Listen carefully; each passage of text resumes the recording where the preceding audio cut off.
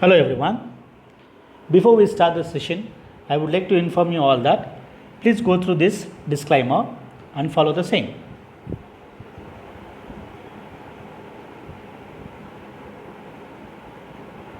The topic which I discuss here is economic environment in India. This topic is a part of our third chapter called business environment. Hence, let me discuss what is business environment before I get into economic environment in India. Business exists and operates in the society, from the society and for the society, isn't it? Here, society means surrounding environment. Without the help of surrounding environment, business people cannot start or end their economic activities. Hope you all agree this. Environment broadly classified as specific forces and general forces. In specific forces, we can see customers, investors, competitors and suppliers, which directly affect the functioning of a business unit. Whereas in general forces, we can see legal, economic, technological, social and political, which indirectly affect the operations of a business unit. Specific forces directly affect the operations of business unit. General forces indirectly affect the operations of business units. Both these forces not comes under the control of the business, but influence the performances of a business unit. Influences the performances of a business unit. Let us understand what is business environment, which means the sum total of all the forces, factors and institutions which are external to a business enterprises and beyond its control, but which exercise tremendous influence on the working and growth of the business enterprises. As I already explained, forces or factors which are outside from the business enterprises and there is no control on it, but tremendous influence will be there on the functions of a business.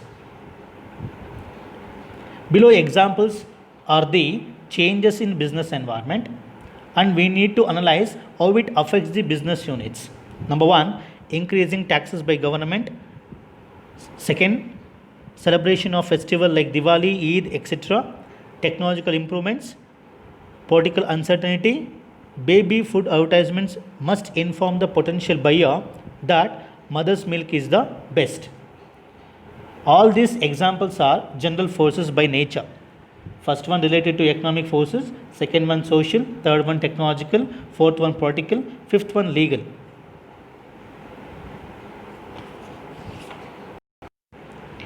Being a future manager of the organization, learning about these forces and take required action or decision is essential for the betterment of the business organization.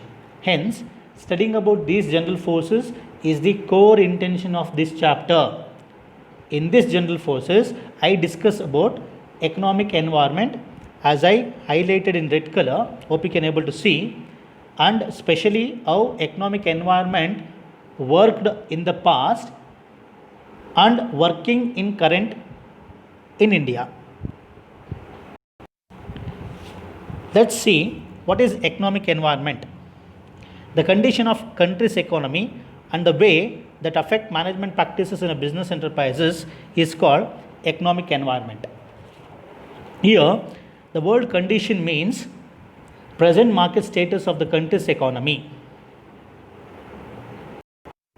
How we can able to know current market condition related to our country's economy? The answer for this is very simple. If we have current or present up-to-date knowledge related to indicators of economic environment is more than enough. Indicators of economic environment. The indicators are as follows. Country's economy consists of following indicators: productivity, economic reforms, interest rates, budget, inflation rates, monetary policy, tax rates, GDP, BOP, economic policy of the government. If we want to study about the impact of country's economy on business, we need to learn the trends and movements of all these indicators so that we can take good decisions related to business activities. Let's get into our main topic of the class, that is how economic environment in India works and which all factors are essential to know or study. The economic environment in India consists of various macro level factors. Number one, the stage of economic development of the country, which means studying about various indicators of economic development, namely literacy rates, poverty, life expectancy, natural resources, infrastructure, etc. Knowing about current or present status or stages of these indicators is first factor. Second one, the economic structure in the form of mixed economy. India follows mixed economy, which means both government and private individuals exercise economic control.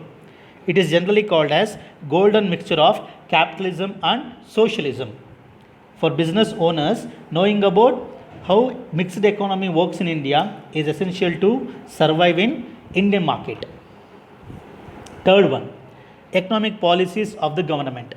Up to date knowledge about government economic policies such as policy related to industry and policy related to monetary and fiscal is essential for every management of business units to take accurate decisions in their economic activities. Fourth one, economic planning. It refers to utilization of country's resources into different development activities in accordance with the national priorities. Example, 5 years plans, annual budgets, and so on. Knowing about country's economic planning helps management of organization to give priorities in their diversification of business. Fifth one, economic indices or indicators. It is the statistics about the economy. Economic indicators such as national income, per capita income, rate of savings and investments, value of import and export, BOP, and so on, allows analysis of economic performance and prediction of future performance. This helps manager to think ahead for their business profits. Last factor, infrastructural factors. Infrastructure is the general term for the basic physical systems of a business. For instance, transportation systems, communication networks, water and electric systems are all examples of infrastructure.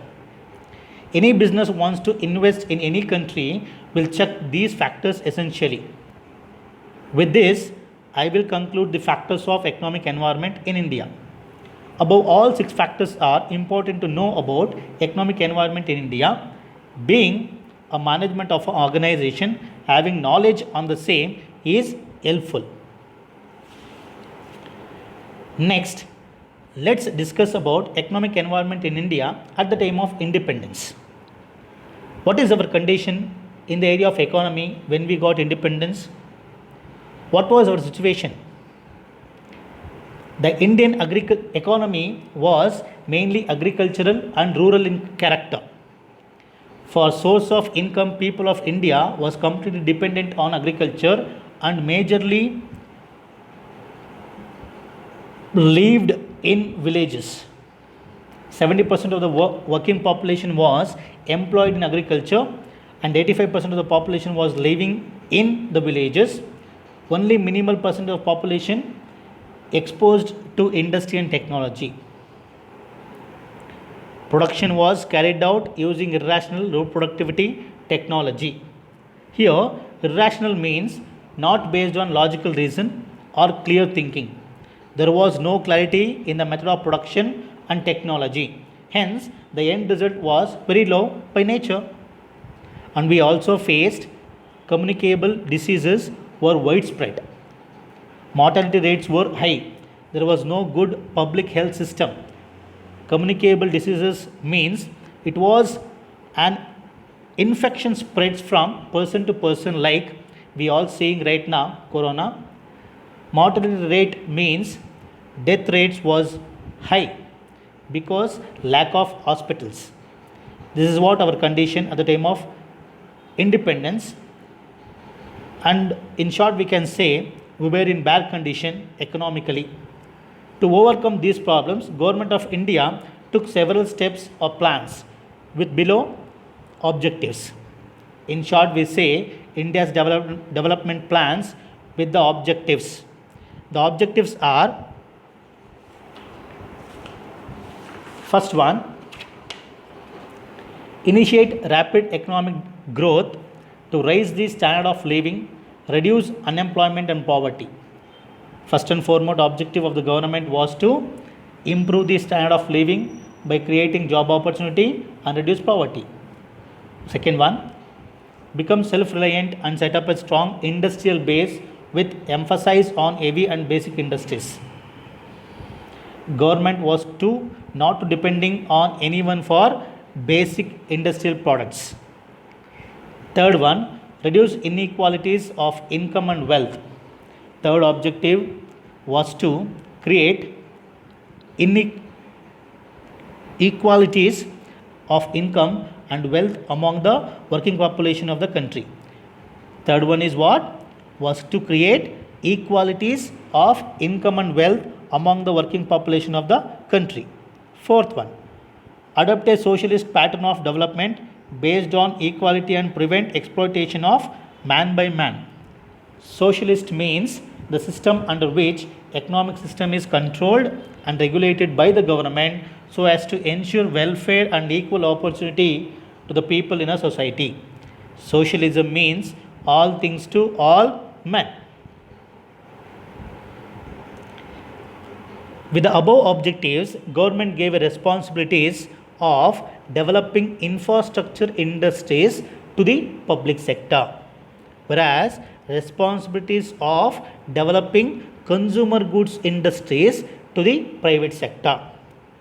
At the same time, the government imposed several restrictions, regulations and controls on the working of private sector enterprises. This led to mixed results, and in 1991 economy faced a serious foreign exchange crisis and high government deficit. What do you mean by foreign exchange crisis? In 1990 to 1991, India faced this crisis, which means India had foreign exchange only for 15 days. This is what we can say foreign exchange crisis. After 15 days, we were not in a position to do any import or export activities. Third one, the next means high government deficit means India was facing high expenditure and low income. There is nothing but India was facing high expenditure and low income. There was an imbalance between expenditure and income. This is what we can say high government deficit. As a result, Government of India announced a new industrial policy in July 1991 as a part of economic reform. Next class, we will discuss about economic reforms in India. Along with that, LPG model. Thank you everyone.